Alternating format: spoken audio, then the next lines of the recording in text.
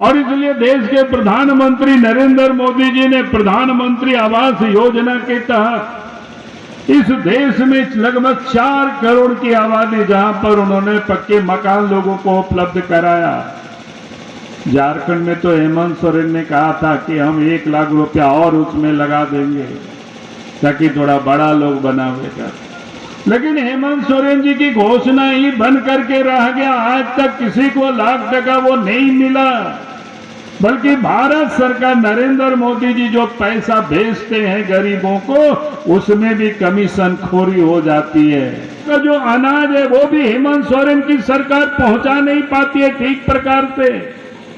हम 3 दिन पहले गुमला जिला के सिसाई में थे, वहां लोगों ने बताया 2022 के दिसंबर में तो वो अनाज को भी हेमंत सरकार ने बेच दिया और उस पैसे को भी अपनी तिजोरी में भर लिया।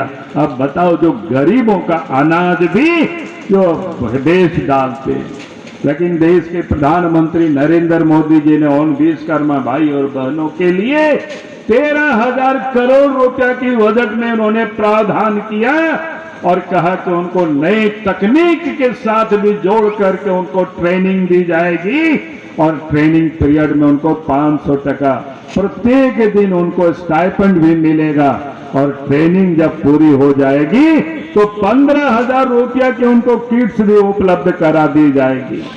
हेमंत सोरेन के कारण विकास नहीं हुआ है।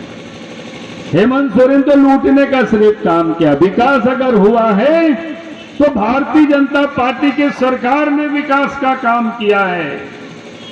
अब याद करिए, अलग राज्य की लड़ाई तो बहुत लंबी समय से चल रहा था। अभी आपको तुविद जी बता रहे थे, अलग राज्य की जो लोग लड़ाई लड़ते थे वो नेता क्या करते थे, कांग्रेस के साथ आज भी उनके साथ दोस्ती है, उसी के गोद में लोग खाते थे और खेलते थे, लेकिन अलग झारखंड राज्य नहीं बनाया। और अलग झारखंड राज्य कब बना? जब 1998 और 99 में केंद्र में अटल बिहारी वाजपेयी जी के नेतृत्व में एनडीए की सरकार बनी तो अलग झारखंड राज्य भी बना। तो आदिवासियों को अगर किसी ने कोई सम्मान दिया, किसी ने इस राज्य की मांगों पर किसी ने कोई ध्यान दिया तो भारतीय जनता पार्टी है और अटल बिहारी वाजपेयी जी है। ये जब से सरकार बने तब से ये कहते हैं, प्रत्येक साल ये बोलते हैं नियुक्ति वर्ष है ये हमारी। कब तक इनका नियुक्ति वर्ष चलेगा भाई? 4 साल तो अब होने को चले। विद्यालयों में मास्टर नहीं है, अस्पतालों में डॉक्टर और नर्स नहीं है, दवा नहीं है, कोई देखने वाला नहीं है, उसकी उनको कोई चिंता नहीं है। लड़के पढ़ लिख करके दर दर की ठोकरें खाते हैं। हमने कहा कि हेमंत सोरेन जी, अगर आपको बहाली करना है तो कर लो, और नहीं तो 2024 में भारतीय जनता पार्टी की सरकार बनेगी तो जितना भी गांव में खाली पड़े हुए शिक्षकों का पद हो, अस्पतालों में नर्सों का पद हो या डॉक्टरों का, तो आपको सबसे पहले सबको भर दिया जाएगा ताकि यहाँ के झारखंड के लोगों को उसका लाभ मिल सके। या तो चोरी, डकैती, हत्या, अपहरण, बहु बेटियों भी कोई सुरक्षित नहीं है। आखिर ये हालत क्यों पैदा हुई? पुलिस का काम था अपराधियों को पकड़ना, चोरों को पकड़ना, डकैतों को पकड़ना, उनको सजा देना, लेकिन आज पुलिस क्या काम कर रही है? या तो राजनीतिक प्रतिशोध में लोगों के ऊपर केस करते हैं। हेमंत सोरेन ने किस काम में लगा रखे हैं? वसूली में लगा रखे हैं। अब सड़क के किनारे पुलिस खड़ी रहती है, ट्रैक्टर से बालू आता है तो आपको पकड़ लेगा, हरा हरा नोट दीजिए तो छोड़ देगा, और नहीं तो केस करके आपको अदालत से छुड़ाना पड़ेगा। हेमंत सोरेन को हमने विधानसभा में भी कहा था कि भाई आप अगर नदी की बालू को ऑक्शन नहीं करते, नीलामी नहीं करते, तो झारखंड के अंदर में तो फ्री कर दीजिए। और बॉर्डर है, बिहार का बॉर्डर है, उड़ीसा का बॉर्डर है, बंगाल का बॉर्डर है, उत्तर प्रदेश का बॉर्डर है, वहां चेक पोस्ट डाल दीजिए। जो 16 चक्कर 18 चक्कर से जो बालू की तस्करी होती है उसको पकड़ लीजिए। आपके पास पुलिस कम पड़ता है तो भारतीय जनता पार्टी के कार्यकर्ता आपको मदद करेगी, सहयोग करेगी। लेकिन यहाँ तो उल्टा हो रहा है, वहां तो सब खुला है, बड़े बड़े लोग वहां जाए स्मगलिंग करता है कि नहीं करता है बालू की, लेकिन यहां तो बनने नहीं देता, यहां वालों को पकड़ता है। अब पुलिस को इसी धंधा में लगा रखा है, जो कि वो पैसा वसूल करके हेमंत सोरेन को देता है और उसके तिजोरी को भरता है। अब ये कहते हैं हम झारखंडी हैं, बालू के व्यापारी दिल्ली से, बालू के व्यापारी मुंबई से, शराब के व्यापारी बाहर से। हम तो कहें कि भाई हमारी माँ बहनें सड़क के किनारे में हड़िया बेचती है, उन्हीं के नाम से दुकान की क्यों नहीं बंदोबस्त कर देते हो?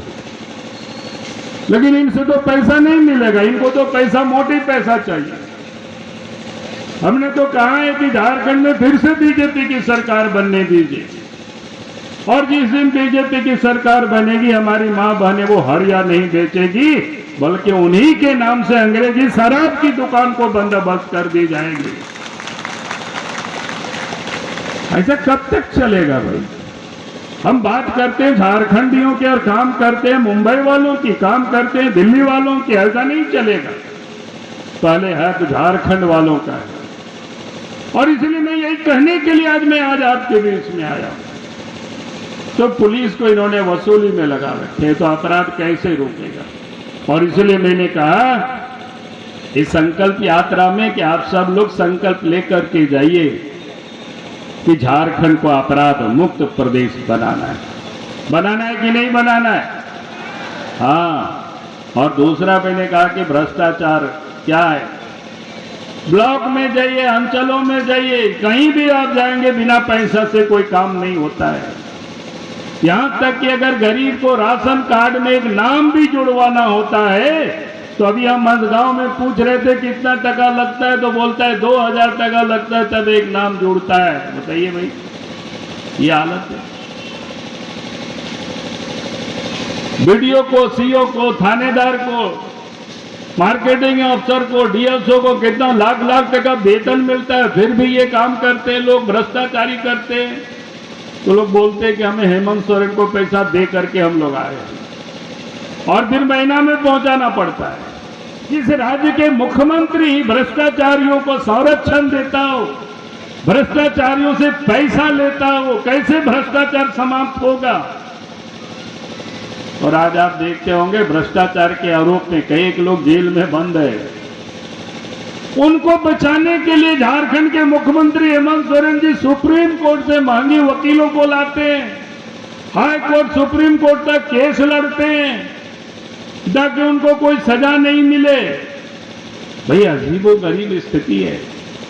राज्य सरकार का काम क्या था? हम तो राज्य के मुख्यमंत्री थे, तो भी जो उस समय अफसर थे, हमने तो 2.5 साल भी नहीं हुआ था, 28 महीनों के अंदर में 150 से अधिक अफसरों को हमने पकड़ करके जेल में बंद कराया था, भ्रष्ट अफसरों को। लेकिन आज तो भ्रष्टाचारियों को बचाने में सरकार लगी हुई है। ये हालत है।